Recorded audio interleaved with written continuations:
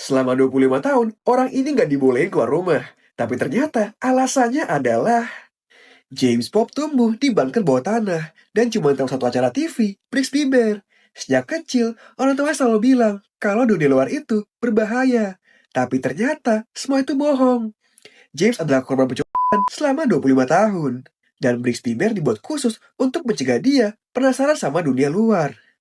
Setelah diselamatkan, James ketemu keluarga aslinya dan mulai hidup di dunia nyata. Disitulah dia baru tahu kalau ada film lain selain Brixby Bear. Dari situ James kepikiran buat nyelesain cerita Brixby dan membuat filmnya sendiri. Suatu malam dia diajak adiknya ke party. Di sana dia ketemu sama teman-teman adiknya dan mulai ngoceh soal Brixby. Tapi bukan diketawain, mereka malah tertarik dan pengen bantu James buat bikin film. James mulai nulis skrip dan nyusun setiap adegan. Selama proses syuting, hubungan sama teman-teman dan adiknya makin dekat.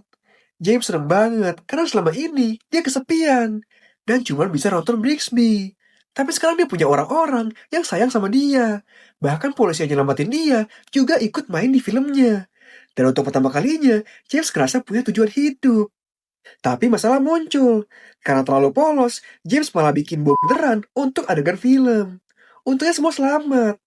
Tapi James sempat dianggap berbahaya dan dikirim ke fasilitas psikiatri sama orang tuanya. Karena ngerasa James terlalu terobsesi sama Brixby. Dan menurut mereka, Brixby menjadi penghalang dia untuk adaptasi di dunia nyata. Tapi setelah adiknya nunjukin video proses pembuatan filmnya, dan mereka ngeliat betapa bahagia James waktu syuting, orang tua akhirnya sadar kalau Brixby adalah bagian dari hidup James. Dan menyelesaikan ceritanya adalah cara dia memahami dunia dan membangun ulang hidupnya. Suatu malam James kabur dari fasilitas psikiatri dan pulang ke rumah buat ngambil barang-barangnya. Tapi gak sengaja ngeliat keluarga dan teman-temannya lagi syuting filmnya sendiri.